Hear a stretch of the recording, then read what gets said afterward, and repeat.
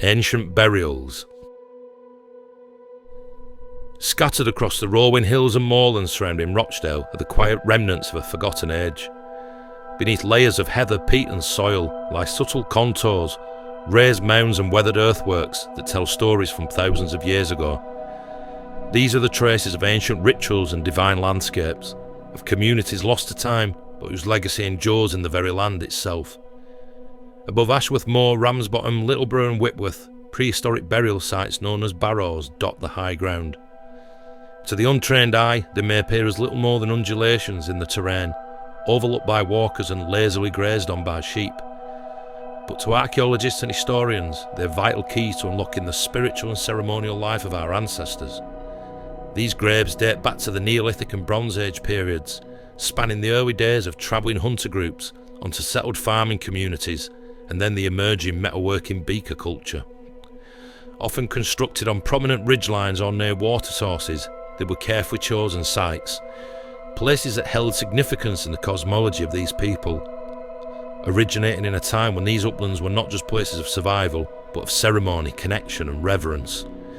They mark a sacred geography, linking the region into a broader network of early human activity stretching across northern England and beyond. Each barrow is a monument not just to the dead, but to the living communities who built them, who gathered to bury their kin, to honour their gods and to reaffirm their ties to the land. Today, though battered by time and often hidden in plain sight, they remain as quiet witnesses to vast years of human history. Timeless pathways winding through the hills above Rochdale and the surrounding areas were once trodden by Mesolithic and later Neolithic people as they journeyed across the land. When the region of Rosendale and beyond was cloaked in dense forest before the clearing of large parts of the woodland to make way for early farming, these elevated routes offered more than just passage. They provided safety from the wild animals and hazards of the boggy and wooded lowlands, as well as important vantage points offering sweeping views across the region. Peat analysis from the local area has revealed remnants of ancient trees, primarily composed of Scotch fir and oak, with birch, hazel, ash, willow and Scotch elm also present. Undergrowth such as holly, blackberry and sloe further hint at the dense vegetation of the time. The earliest people of this era would have lived a nomadic lifestyle, and described as wandering through the forests clad in the skins of hunted animals or rough wool garments, tracking game, digging for rooks and gathering fruit from the bushes. It is thought that as night approached, they would often retreat from the forest to camps on the safer hilltops, away from both predators and the spirits they believed inhabited the woods. Archaeological finds including tools, arrowheads, flint implements, structures, enclosures and burial sites have been uncovered at numerous locations along and close to these routes. The concentration of such sites across the South Pennines suggests that this was an important and heavily frequented area for many hunter-gatherer communities.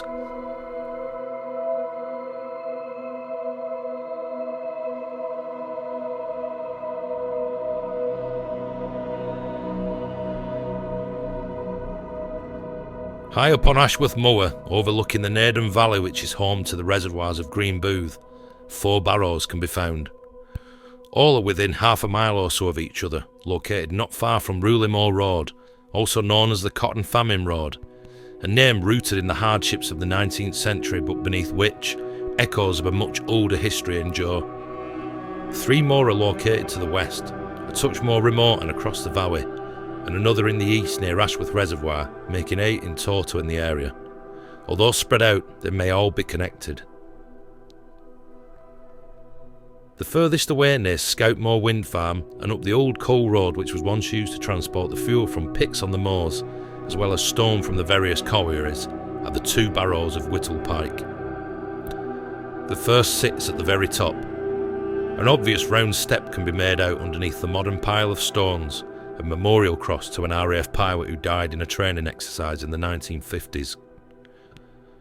Not too far from the crest and in a southerly direction is the second site.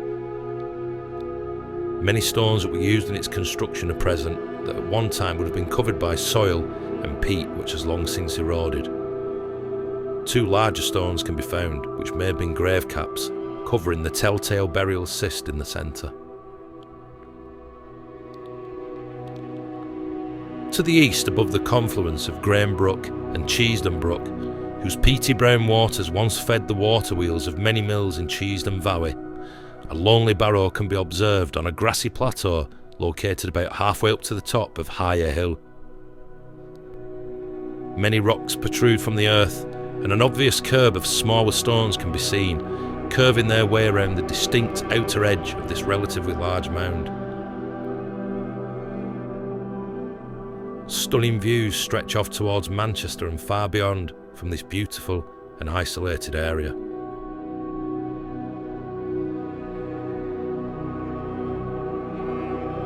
Not far from the hamlet of Catley Lanehead, at the summit of Hunger Hill, just north of the modern communications mast, a shallow yet large and distinctly defined barrow can be found. Though time has softened its edges, it remains clearly visible. No outer curb or stones can be seen, although they may be present under the soil or removed and reused elsewhere in more modern times. A noticeable depression at its centre suggests this was indeed disturbed long ago. Further along the road at the top of Pike, another presumed burial is located. Beneath a more recent pile of rocks and stones placed by the many hikers who trudge their way along this old trade route lies a slightly raised earthen step, consistent in form with the highest barrow on Whittle Pike. Its position commands sweeping views of the surrounding moorland, a trait always shared by these ceremonial or funerary sites.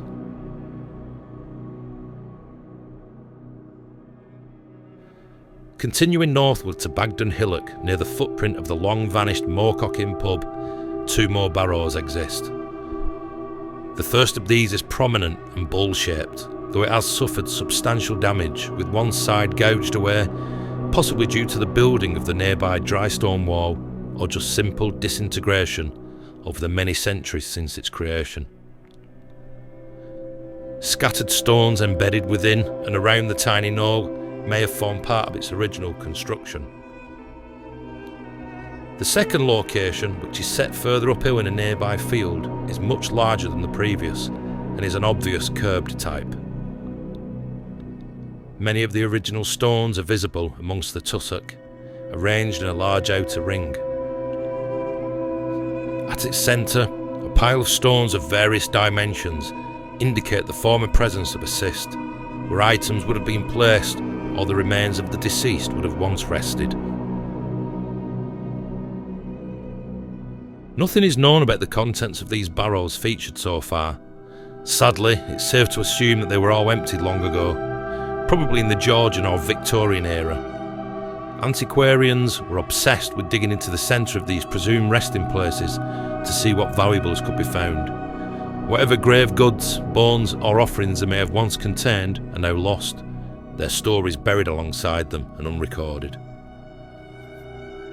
Below the elevation of Bagden Hillock, the land reveals further clues to prehistoric occupation. Patches and lines of dark brown, ancient soil marks, show clear evidence of early field systems and enclosures. These traces hint at a pivotal moment in human history, when travelling groups of the Mesolithic began to settle more permanently, domesticating animals, experimenting with agriculture, and literally sowing the seed of the Neolithic era. As well as the graves, the early farmers also left behind their enduring marks upon the landscape that are still visible today.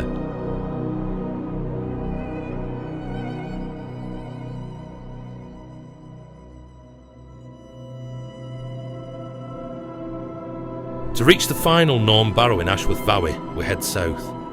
Around a mile from the well-known Oud Betts pub and tucked away in a field off the main road towards Haywood, lies a modest yet significant site, the Wind Hill Barrow. At first glance, this burial spot appears inconspicuous, difficult to see, obscured and damaged by a dry stone wall when built upon it long after its assembly. However, this seemingly unremarkable undulation holds deep historical importance. Excavated in the 1960s, the Wind Hill cairn revealed artefacts linked to the Beaker culture, an early people who emerged around 4,500 years ago in temperate regions of Europe, possibly the Iberian Peninsula around modern-day Spain and Portugal. These people, distinguished by their lighter skin and fair hair compared to the Neolithic populations of Britain, are thought to have migrated in search of vital resources, particularly copper and tin for their metalworking. Their arrival in Britain marked a major cultural shift, effectively ushering in the early Bronze Age. They rapidly moved up through the country, eventually replacing the indigenous Neolithic inhabitants.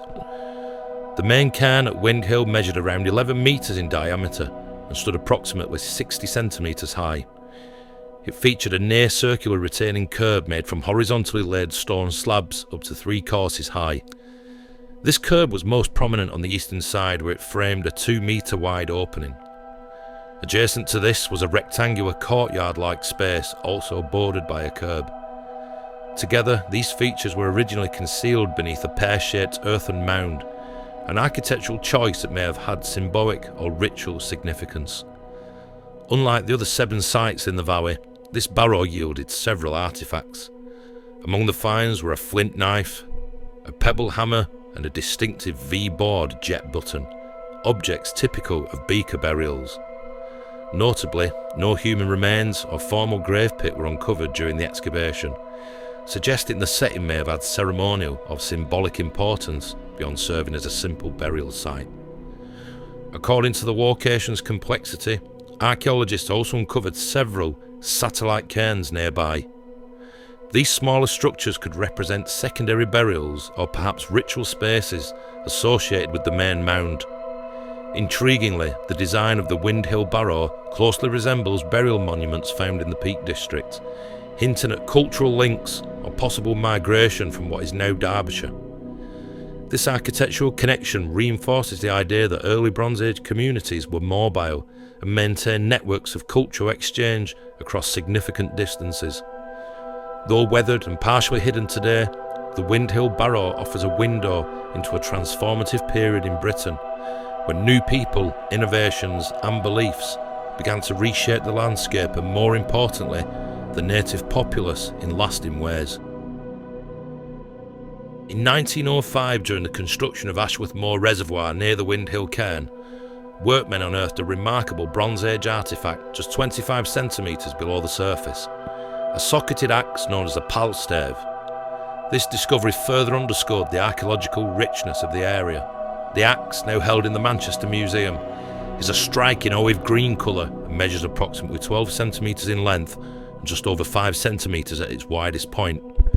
Remarkably well preserved, the seam where the 2-part mould was joined during casting is still clearly visible along the sides. This detail offers valuable insight into early metalworking techniques.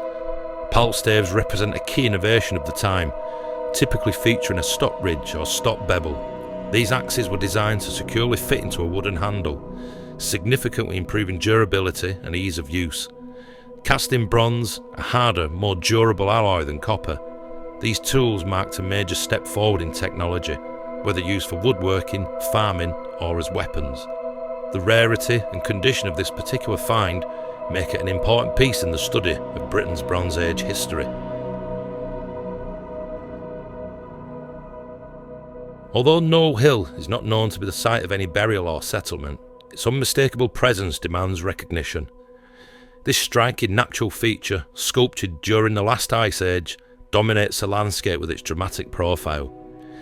Its origin as a glacially carved hill gives it a unique quality that has long captivated human attention. Today, modern visitors are drawn to climb its slopes, enchanted by the panoramic views it offers across the moorland. However, it was equally compelling to those who roamed this land all those years ago. The hill's large with flat summit, rising prominently above what would have once been thick woodland, is believed to have served as a workshop for the crafting of flint tools. Over the years, archaeologists have uncovered an impressive array of artefacts here, including numerous flints, microliths, arrowheads, thumbstones, and various flake tools. Local studies have revealed that the arrowheads found at Knowl Hill exhibit a remarkable diversity of forms, from leaf-shaped and lozenge-shaped to stemmed and barbed, and single-barbed types. This variety not only highlights the skill and adaptability of the tool makers, but also suggests that the site was in use over an extended period, from the Mesolithic to the Bronze Age, by different cultural groups. The presence of these tools is particularly significant because flint does not naturally occur in this region. This fact supports the theory that groups of hunter-gatherers migrated seasonally between inland areas and the coast, particularly the east, where flint's resources were abundant. Whilst there, they would replenish their flint supplies before eventually returning inland. The arrowheads would originally have been attached to wooden shafts using thin strips of animal hide, illustrating the sophistication of early hunting craftsmanship. In addition to tools, other intriguing finds include necklace beads, a jet button, which is a form of fossilised wood used in ancient ornamentation and abundant in Whitby, again on the east coast, and charred pine needles, which were probably used as tinder to keep small fires burning. To the north of Knowl Hill lies another enigmatic feature, the so-called Man Road Ditch. At first glance, this long, straight trench appears to be a deliberate human construction rather than a natural watercourse or erosion gully. Stretching several hundred metres, its sharply defined edges cut across the moorland in a manner that defies natural terrain contours. The exact origin and purpose of the Man Road Ditch remain uncertain. Some researchers propose it may have functioned as a boundary marker, or perhaps an avenue, or processional route connecting sacred hills or ritual sites. Whether it was created by prehistoric people or by later inhabitants is still a matter of debate, but its imposing linear form continues to intrigue historians and archaeologists alike. Together, Knowl Hill and the Man Road Ditch offer compelling evidence of human activity, migration, and cultural expression across the years.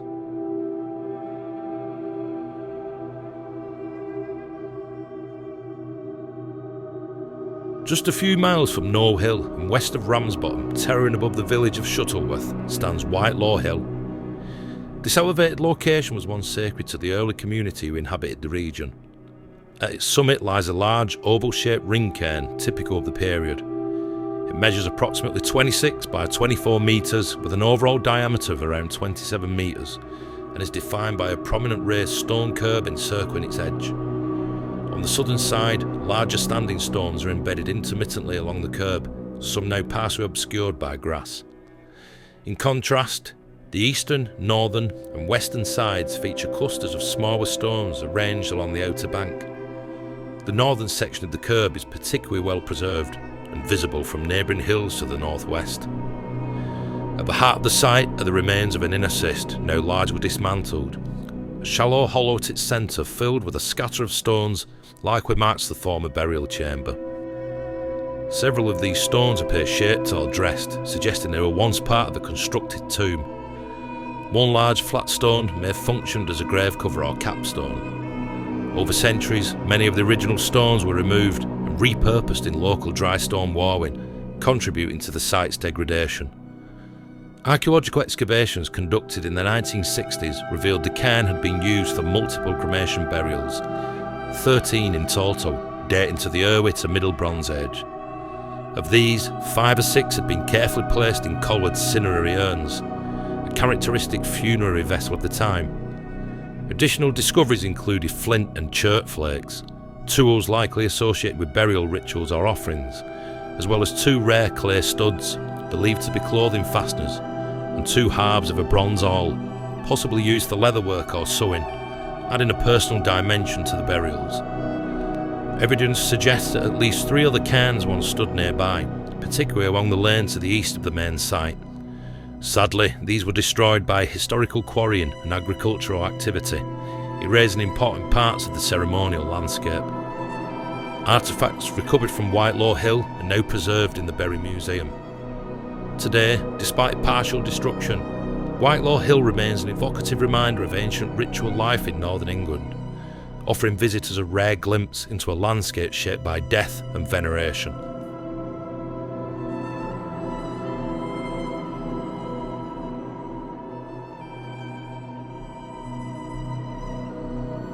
Several miles to the east in Calderbrook, just outside Littleborough, you can find the fragmented remains of Snoddle Hill cairn. Now heavily robbed of its original stone and partially mutilated, the site consists today of 3 large upright stones embedded in the ground, encircled by a sparse and scattered ring of smaller recumbent stones. This curved cairn originally featured a complete ring of flat stones with a central burial cist. Much of the original structure has been lost, with with only faint traces hinting at its former scale and design. Historic accounts and early Ordnance Survey maps refer to the site as the Cairn Circle. Excavations carried out in the 1900s unearthed several remarkable artefacts, including flint arrowheads and a finely crafted amulet made from Kimmeridge shale, a material that originates in Dorset, hundreds of miles to the south. The presence of the amulet, likely a valued personal object, provides compelling evidence of long-distance trade or cultural exchange networks in ancient Britain. Its discovery at Snoddle Hill shows not only the mobility of these people, but also the symbolic or spiritual importance that such items may have carried across regions.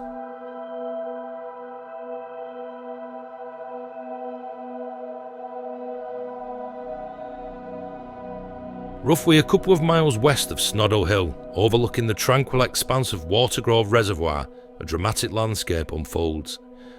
Brownwardle, Middle Hill, Hades Hill, Rough Hill and Crook Hill form a large valley with a sweeping horseshoe-shaped ridge known as the Prehistoric Highway. This natural corridor has long captured the imagination of historians and walkers alike, believed to have been a significant route for ancient peoples traversing these moors. Among these brooding hills, Hades Hill stands out, not only for its evocative name, which translates literally as Hill of the Dead, but also for the secrets it holds beneath its surface. Close to the track leading to Crook Hill Wind Farm, hidden in plain sight from the many walkers who pass by and add stones to the nearby pile, lies an extraordinary archaeological site, the Hades Hill Barrow, the final resting place of a woman now referred to as the Lady of Hades. Situated on the western side of a shallow depression between Hades Hill and Rough Hill, the barrow was first excavated in the late 1800s.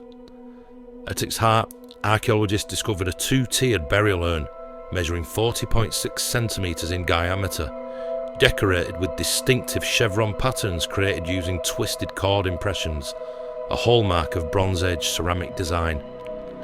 The urn was placed over the cremated remains of a female, accompanied by an array of grave goods which included a barbed flint arrowhead, flint scrapers, a pebble hammer, a finely pointed borer, several animal bones and various charcoal fragments, suggesting a ritualistic cremation.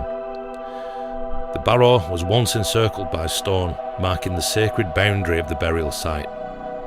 The presence of valuable and symbolic objects hints at the elevated status of the woman interred here, possibly a priestess, clan leader, or figure of spiritual importance to the community that once dwelled in these hills.